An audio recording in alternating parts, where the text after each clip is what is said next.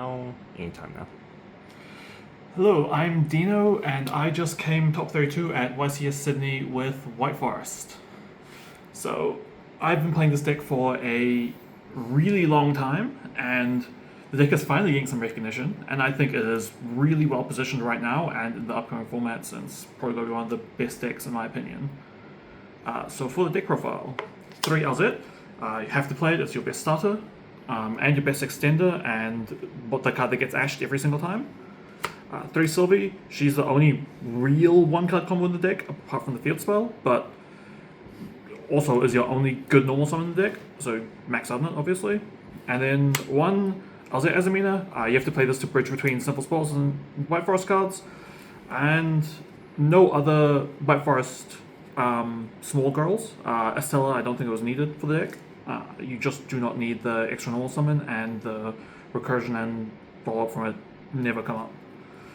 White Forest spells, 3 field spell, maximum consistency. It sometimes clashes now when you've got a larger dark engine with the Dark Magician cards, but you have to max out consistency in this deck because if you can play, you can break boards. Then 1 Tails for the combos.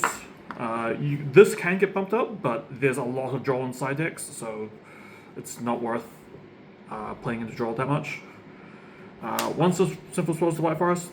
This is the mandatory White Forest / Simple spell trap you have to run. All the others are, all other flex ones are optional, but this one just bridges between all your engines really nicely. It gives you extension, gives you plays into shifter, gives you anything you could possibly everything you could possibly want with the deck. And then 1 Woes. I found in testing that having a trap card that is searchable from one of your engines is really important, that other than Curse of Diabell. And between Woes and Betrayal, Woes is by far the one I prefer more. It won me so many games of the weekend just having a Book of Eclipse on my opponent's turn, or having the follow-up that it provides.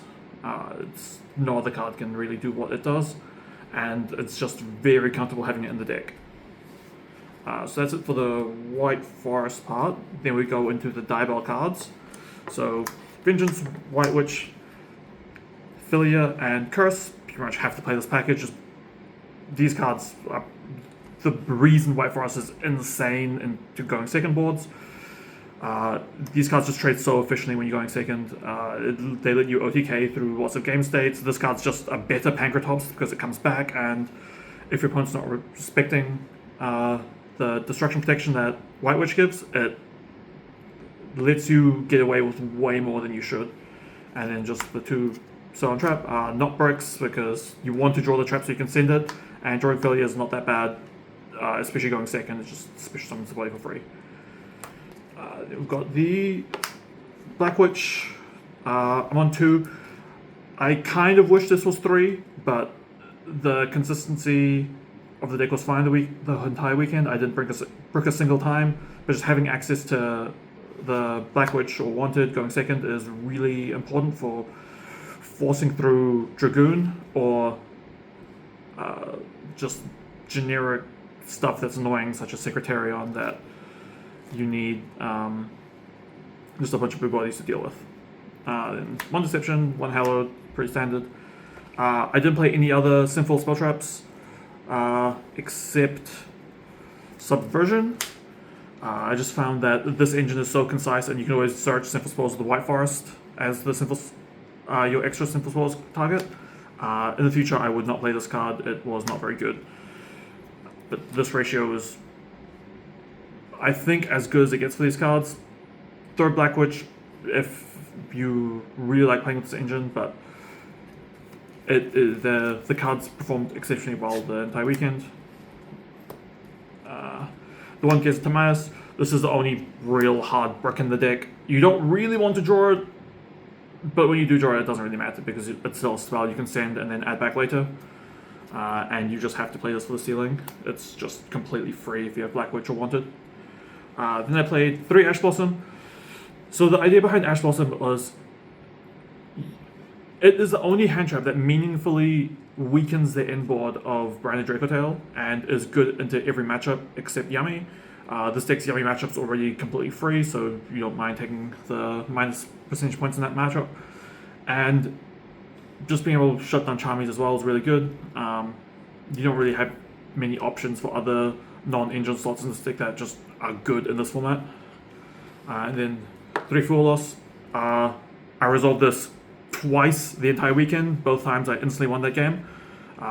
White Forest just way too good at pushing through half boards. So both of these cards, if you let your opponent in the hard board, you just steamroll them. Call by talents, kind of mandatory in White Forest. If your opponent doesn't hand trap you, you win. If they hand trap you and you have call by all talents, you win as well. So sounds like a good plan. Call by also hitting 5 manas and other just random cards going second, and just being able to add it back off your Diabellstar queen if you see it in your first turn is just very oppressive.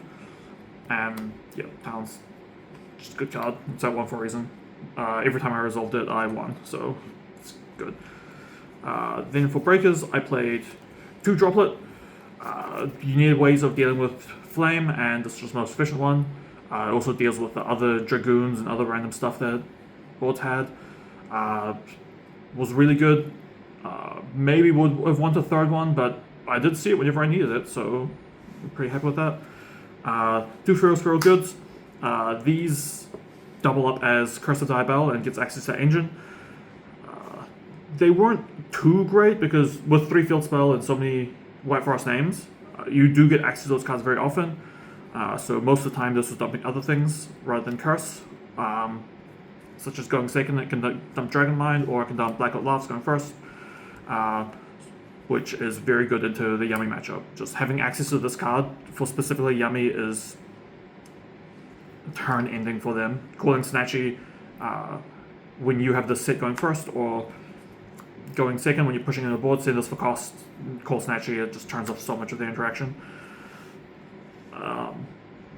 This card, I would probably play more of it if I could find space, but it's very hard with the current state of the deck. And then the last card, Diabell's Original Sinkeeper. This was for specifically Radiant Typhoon. It instantly FTKs that deck. There's a combo in this deck to get this on your first turn because you can dump it off White Witch. It never came up. I played against 0 Radiant Typhoon the entire weekend. I played against no Breaker decks. Every single deck I played against just hand trapped me into oblivion. So it only came out once in a mirror on my first turn. Otherwise, it just was extra if I drew it. 40 card main deck. I don't think you should play any more than 14 of this deck ever. Your engine is so good if you get to see it that you want to just max out on consistency as much as possible, because when you get to play, you get to win. So extra deck. The extra deck's pretty standard. You play the 3 original White Forest synchros. You don't need any more than that. They're all insane in their own way. Doom Dragon, Vengeance Dragon for the level 12 synchro, interruption under field spell lock, and OTKing. Some of this quite a lot. If this was something like Lilith or Legacia, would not have done as well. 1 Chaos Angel is just very good in low resource game states when your opponent just doesn't have an efficient out to this card, or if you can summon it early when you're breaking the board, suddenly your synchros are a lot hard to deal with. And it's very easy to make light Nut Chaos Angels in this deck. Zelen as your new Diabell Queen target. Just negate a Chainlink 2. It's really easy to force a Chainlink 2 with this deck with Sylvie in the graveyard. Pretty much always being able to shuffle Diabell Queen from the field or another synchro from grave, or just using any of your set back row. This card was incredible. Just having Destruction Negation is very oppressive in this format, and lots of decks do not have good ways of dealing with just the amount of layered negates that this deck's endboard can put out. And then the last synchro is Poplar. It's just Formula Synchron illusion, so you can summon a Vengeance, gets you your Vengeance Dragon, can also get you Cancer Angel if you've got 6 on field. You're the best, just the best last synchro tuner that you can play. And moving on to the fusions. So we play Saint, Moa, Mu, and Ilya Sylvia. So the reason to play Moa is because you just need it to summon Sinkeeper on your first turn. And it's really good in low resource game sets where you can summon this Reborn Illusion monster and suddenly like Azamina LZ, Synchro for Chaos Angel, and then you have an insane amount of advantage. It's also very commonly summoned of Saint Azamina to just push a lot of bodies. The card missing from the Azamina lineup is just Azamina herself, and that never came up for me in the event. I never needed to take out monsters on the board, so I didn't miss having it. But all of these cards just are very, very efficient in what they do, and I wouldn't want to play this extra deck without these 4 cards. Then there is Black Magician of Destruction and Dragoon.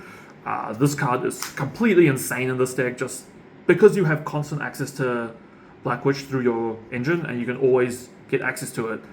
You just get a free Dragoon on every single board that can come out whenever you want, because gaze, you can just set.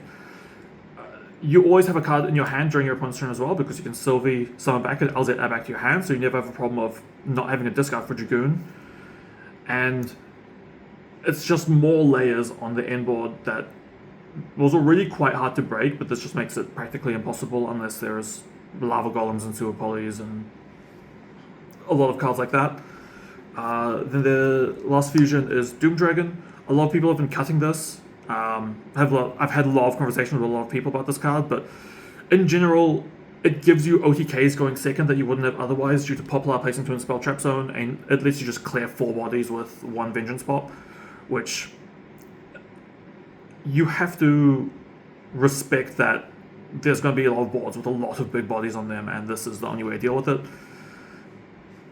And you don't really need the extra space for anything else. And the last card is SP. It's more for floodgates, those sort of things, just low resource game states. Sometimes if you don't have access to your Azamina engine because your Hallowed gets stopped or your Deception gets negated, having this as a answer to Nibiru, where you can just clear your board, is very useful. And just it's just a very comfort card to have in your extra deck because it's so easy to access and does so much. In the side deck, played 3 Perulia. Again, playing the half boards with White Forest is really good, so Perulia helps force your opponent half boards. I saw it one time, won that game. And this format, a lot of decks playing Perulia. I played so much Vanquish K9, played against so much Vanquish K9 and never saw this card against that deck, which feels bad. Then 2 Nibiru, never saw this card. Couldn't tell you how good or bad it was, but I didn't feel like I ever needed it. 2 Thrust. Thrust was insane. Every time I saw Thrust, it was a very happy moment. The only thing I regret is not having better targets to search for this, like an Evenly Matched or a Dark Ruler no more, because my opponents were not respecting Thrust at all, doing things like draw phase with Borga, or just use interaction really early when they don't have to yet, and just played really hard into a Thrust for Evilly or Thrust for Dark Ruler, and I just could not punish him with that. So this card, definitely we'll be bumping this up, maybe even finding a main deck slot for it. It is just incredible, this format. Double Cyclone, I saw a single time, and it didn't matter because I also had Droplet to dodge a flame, so in theory it is good for the Radiant Typhoon matchup as well, but I never played any of that, so I don't have many comments on this card, but just Breaker spells are pretty good in my forest. 3 Imperm, which was quite poor for me. Every time I Imperm, my opponent just comboed anyway, and it didn't matter. It being a trap somewhat matters for Vengeance, but in theory, but in practice, it never came up. Then you've got DG for the thrust target. I never thrusted for this. I Hydro it once, and it instantly won me that game, but I had the rest of my board, so it didn't matter. Betrayal. Having a answer Dark Ruler no more out of the side deck is really important. So just the 1 Betrayal. This card also, with some really smart play, you can negate Drolls with it, but your opponent has to be a little distracted or not paying attention to how things are happening and if this is in your graveyard or not. And it did come up in one of my matches. I negated a draw with this card, and that was the only reason I won that match. So that's good. And then Dragon's Mind, as this is effectively 3 copies because you're playing 2 Foolish Burial Goods in the main, and so many of their cards are 25 attack or defense, so it's pretty much always live. overall, the deck performed well beyond my expectations. My losses were to 2 Vanquished Canines, which I lost the die roll, didn't see any Charmies or any way to break a wall going second in game 1.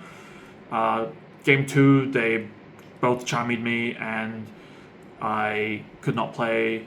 I played through it, put up my entire board, they couldn't break it, and game 3, they just put up their whole board again and never saw a Charmy or a meaningful hand trap to stop it. And my other loss was White Forest Mirror, which in game 3 he drew Droll Ash, and I misplayed my interaction. And he still needed to top deck play out of Wanted to be able to OTK me, which he did. So that was a little unlucky. Overall on the weekend, I won 4 die rolls, which is very low for the average of 6 or 7. And you'd ideally want more breakers in the main deck with that many die roll losses. But with that, I only lost 2 game 1s throughout the entire event, which one of them I went first and I just got hand trapped a couple times, and then my opponent normal summoned Cups of Yummy and I lost. And the other one, another one I got shifted and lost, and then against Vanquished Canine, he put up the board. So I lost 3 game 1s in the entire event. So the deck can play going second without an issue, and it's got a bad rap of this deck only goes first to win. When I was talking to a bunch of the other White Forest players at the event, they all thought that I should be losing a lot more, seeing as I had such horrendous die rolls, and they said they won pretty much all of the die rolls to get to where they are. So I don't know if I'm doing something different or people just don't understand how to play this deck going second, but I think it is a very, very strong deck and it deserves a lot more respect than people give it. And shout out to Ruben and Roselle for their opinions and thoughts on the deck, and good luck to everyone who's trying to play it, because it is very hard to play.